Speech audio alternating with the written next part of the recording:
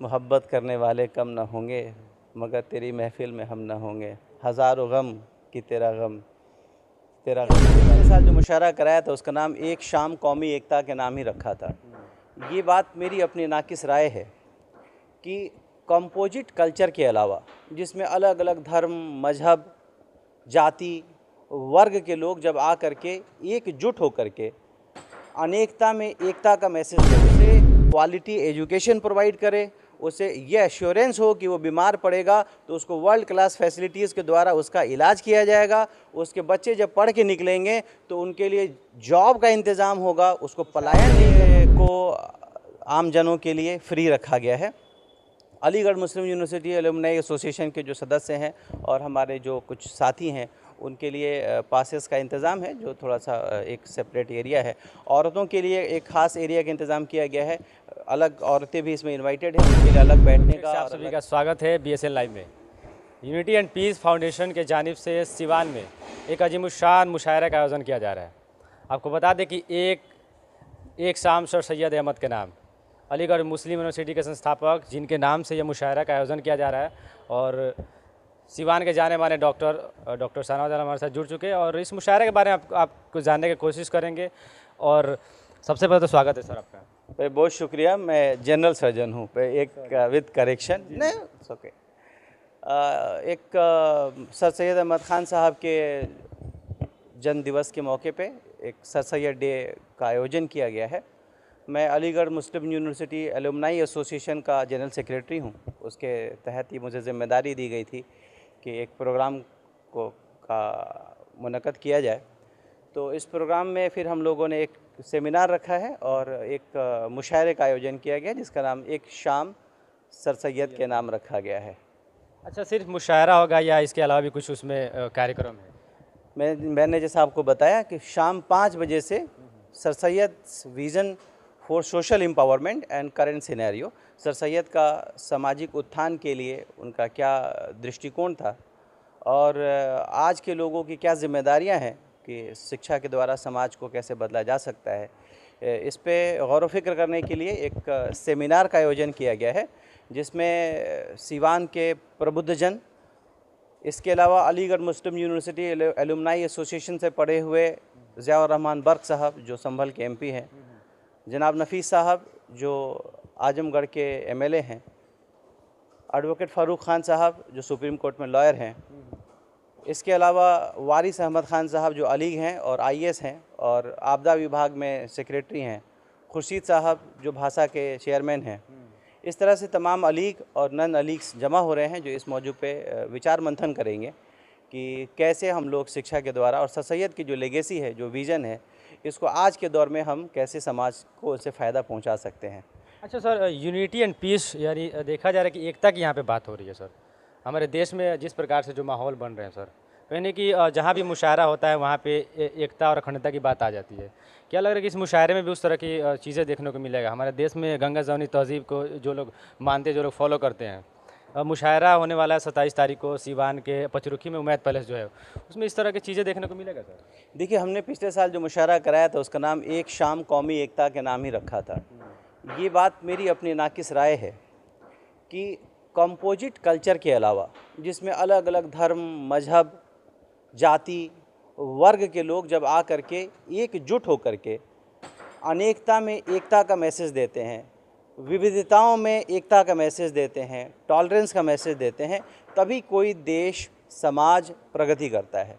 इस तरह से टुकड़ों टुकड़ों में बट करके, जैसे किसी ज़माने में हम लोग को अंग्रेज़ों ने बांटा, उसके पहले बाहर के आतताइयों ने किया, तो इस तरह से तो समाज बढ़ता जाएगा और हमारा देश विखंडित होता जाएगा, कमज़ोर होता जाएगा और समाज का जो वंचित वर्ग है उसका जीवन का उत्थान कभी नहीं हो पाएगा।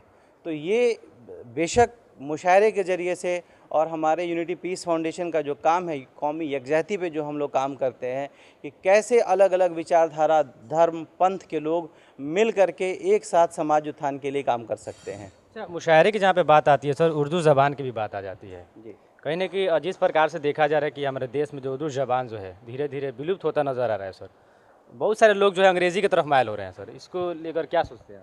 देखिए, मेरी जो मादरी ज़ुबान है वो भोजपुरी है। जब मैं बच्चा था और पहली ज़ुबान जो मैंने बोला होगा तो अपनी माँ को अम्मा बोला होगा, भाई को भैया बोला होगा। तो एक इंसान के अलग अलग ज़ुबान का इस्तेमाल अगर वो करता है तो अगर एक ज़ुबान उसकी माँ है तो दूसरी ज़ुबान उसकी खाला मौसी की तरफ से हो सकती है। तो ये बात नहीं है कि जैसे उर्दू ज़ुबान जो है, तो उर्दू ज़ुबान ख़ुद हिंदुस्तानी ज़ुबान है, उसके अंदर आप देखेंगे सबसे ज़्यादा असर हिंदी का है, फ़ारसी का है, संस्कृत का है, इंग्लिश का भी है। तो अलग अलग ज़ुबानें हैं और ये एक बात है कि जिसकी जो मादरी ज़ुबान है ये ख़ुद उसकी ज़िम्मेदारी है कि उस ज़ुबान के फ़रोग़ में, उसके इस्तेमाल में और उस पर आम फहम में वो ज़ुबान इस्तेमाल हो सके, इसकी वो कोशिश करे। जैसे हिंदुस्तान में अंग्रेज़ी कैसे आई? अंग्रेज़ों ने थोपा। अब आप किसी अंग्रेज़ से उम्मीद करेंगे कि वो उर्दू बोले, या किसी मुस्लिम से एक्सपेक्ट करेंगे वो संस्कृत बोले। तो ज़ुबानें इंसानी ज़ुबान है, ये हमारी साझा संस्कृति है। ये है कि आपकी जो मादरी ज़ुबान है वो ज़ुबान फैले, बढ़े, ज़िंदा रहे, नशो नुमा हो, ये ज़िम्मेदारी उसके बच्चों की है। अच्छा, शेर व शायरी की बात आ रही है सर कि आप क्या लग रहा है, आपको इंटरेस्ट है क्या शेर व शायरी में? आप भी लिखते हैं क्या कुछ? लिखने का दौर तो थोड़ा सा आजकल तो गाल ब्लैडर अपेंडिक्स में ही उलझ के आदमी रह गया है, और जो उस्ताद शायर हैं उनकी शायरी को आदमी सुनता है, पढ़ता है, एंजॉय करता मानते है। हैं अपना उस्ताद शायरी के? नहीं, मैं ऐसे बड़े बड़े उस्ताद, मैं उस लेवल का नहीं हूँ कि मैं किसी को वो कहूँ, लेकिन अगर आप ये कहना चाहते हैं कि कोई शेर मैं सुना दूँ तो मैं चाहता था कि हाँ, मैं समझ सकता हूँ। मोहब्बत करने वाले कम न होंगे, मोहब्बत करने वाले कम न होंगे, मगर तेरी महफिल में हम न होंगे। क्या बात है, ये खुद आपका राइट? नहीं नहीं नहीं नहीं, ये किसी बड़े शायर का है, किसी उस्ताद शायर का शेर है। मोहब्बत करने वाले कम न होंगे, मगर तेरी महफिल में हम न होंगे। हज़ारों गम कि तेरा गम होगा तो कितने गम न होंगे। क्या बात है।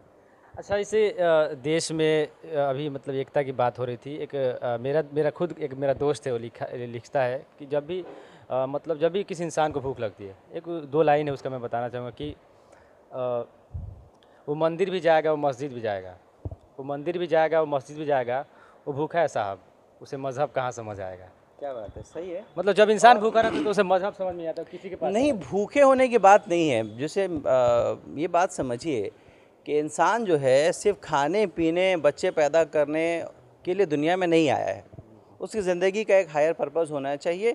वो अपने परिवार के लिए कुछ सोच पाए, समाज के लिए सोच पाए, अपना आत्म विकास कर पाए।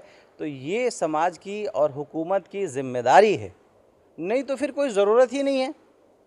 अगर आदमी खुद से खा पी करके पेट भर ले, बच्चे पैदा कर ले, तो फिर समाज की क्या ज़रूरत है, सरकार की क्या ज़रूरत है? सरकार की ऐन ज़िम्मेदारियों में है कि वो उसे क्वालिटी एजुकेशन प्रोवाइड करे, उसे ये एश्योरेंस हो कि वो बीमार पड़ेगा तो उसको वर्ल्ड क्लास फैसिलिटीज़ के द्वारा उसका इलाज किया जाएगा। उसके बच्चे जब पढ़ के निकलेंगे तो उनके लिए जॉब का इंतज़ाम होगा, उसको पलायन नहीं करना पड़ेगा, उसको सरकारी स्कूल में बहुत अच्छी सुविधाएं मिलेंगी, उसको सरकारी अस्पताल के अंदर बहुत अच्छा इलाज होगा, उसको सुरक्षा मिलेगी, इंफ्रास्ट्रक्चर होगा। इसके अलावा गवर्नमेंट की क्या जिम्मेदारी है? इसके अलावा समाज में जो भी हमारे नेता हैं, जो भी हमारे लीडर्स, उनकी और क्या जिम्मेदारी है?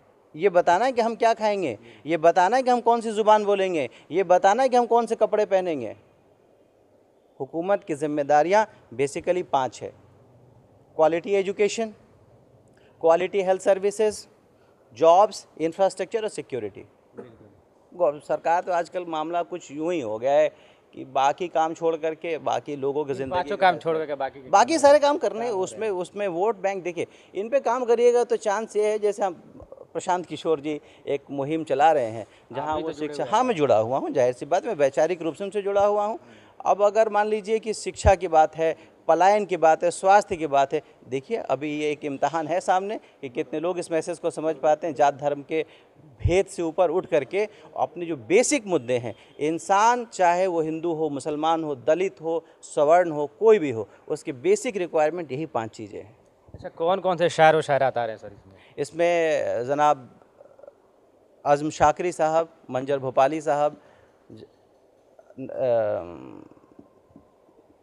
अज़हर इकबाल साहब, शबीना अदीब साहब, जौहर कानपुरी साहब इस बार तशरीफ़ नहीं ला रहे हैं, मनिका दुबे और दीगर शायर शायरात। दरअसल आपने ऐसा टॉपिक गियर चेंज किया ना कि वो पता नहीं, आप लोग तो एक्सपर्ट होंगे, मैं किसी और मुद्दे पे था और नहीं, होना भी चाहिए, क्योंकि आप लोग एक मुशायरे के तरफ से आप लोग एक मैसेज दे रहे हैं, कहीं ना कहीं मैसेज हर एक चीज़ के एजुकेशन को भी दे रहे हैं, पॉलिटिक्स का भी दे रहे हैं, आप लोग सारी चीज़ का इन्फॉर्मेशन दे रहे हैं, तो कहीं ना कहीं सवाल बनता है। नहीं, पॉलिटिक्स में हम लोग वो क्या मैसेज देंगे। बिहार प्रबुद्ध जनों की धरती रही है, यहाँ की जनता खुद बहुत समझदार है और इन चीज़ों को समझ पाएगी। कई बार ऐसा होता है कि उसको थोड़ा देर के लिए बहला दिया जाता है और जात धर्म के फांसे में फंसा लिया जाता है। तो उम्मीद की जाती है ये एक मैसेज जो है हमारा अभी राजनीतिक ना हो करके ये है कि हम लोग, और वैसे भी मैं अगर कहूँ कि हमारी जो समझ है वो यही है कि राजनीति का मकसद ही यही है कि शिक्षा कैसे बेहतर हो, स्वास्थ्य कैसे बेहतर हो, रोजगार के अवसर कैसे बेहतर हो, इंफ्रास्ट्रक्चर कैसे बेहतर हो और सुरक्षा की व्यवस्था कैसे बेहतर हो। चलिए, अंत में सर पहले से बता दीजिए टाइमिंग क्या रहेगा और पास वगैरह का इसमें क्या व्यवस्था है? जी, मुशायरे को आम जनों के लिए फ्री रखा गया है। अलीगढ़ मुस्लिम यूनिवर्सिटी एलुमनाई एसोसिएशन के जो सदस्य हैं और हमारे जो कुछ साथी हैं उनके लिए पासेस का इंतज़ाम है, जो थोड़ा सा एक सेपरेट एरिया है। औरतों के लिए एक ख़ास एरिया का इंतज़ाम किया गया है, अलग औरतें भी इसमें इनवाइटेड हैं, उनके लिए अलग बैठने का और अलग इंतज़ाम किया गया है। मीडिया बंधुओं के लिए अलग बैठने का इंतज़ाम किया गया है। तो ये जो मीडिया बंधु बैठने वाले हैं, औरतें बैठने वाली, अलीगढ़ मुस्लिम यूनिवर्सिटी एलुमनाई एसोसिएशन के जो लोग बैठने वाले हैं, इसके अलावा जो हमारे खुसूसी मेहमान कुछ हैं वैसे, तो उनके लिए एक अलग बैठने का। अदरवाइज़ आम जनों के लिए ये मुशायरा फ्री है। इसमें चाय नाश्ते का इंतज़ाम किया गया है। चलते चलते एक हम शेर सुनना चाहेंगे आपके ज़बान से, थोड़ा हो जाए कुछ, क्योंकि शेर व शायरी की बात हो रही है तो डॉक्टर शहनवाज के पास कितना इनके पास मतलब शेर है, शायरी भी आप खुद से करते, बहुत अच्छा करते। नहीं, वो तो मैं अपना वाला सुन करके अपना इम्तहान अपने आप को इम्तहान में नहीं डालूंगा। मोहब्बत की बातें हो रही थी, अपने आप को इम्तहान में नहीं डालूंगा। है जुस्तजू की है खूब से खूबतर कहाँ, ये उससे रिलेटेड है कि हम समाज को कैसे बेहतर बना सकते हैं, कैसे बेहतर अपने जो बच्चे हैं उनका विकास कैसे कर सकते हैं। तो ख्वाजा अल्ताफ़ हुसैन हाली का शेर है जुस्तजू की है खूब से खूबतर कहाँ, अब ठहरती है देखिए जाकर नज़र कहाँ। तो ये कोशिश है कि कैसे हम समाज को बेहतर से बेहतर दे पाएँ। तो बिल्कुल आपने देखा डॉक्टर शहनवाज साहब हमारे साथ जुड़े हुए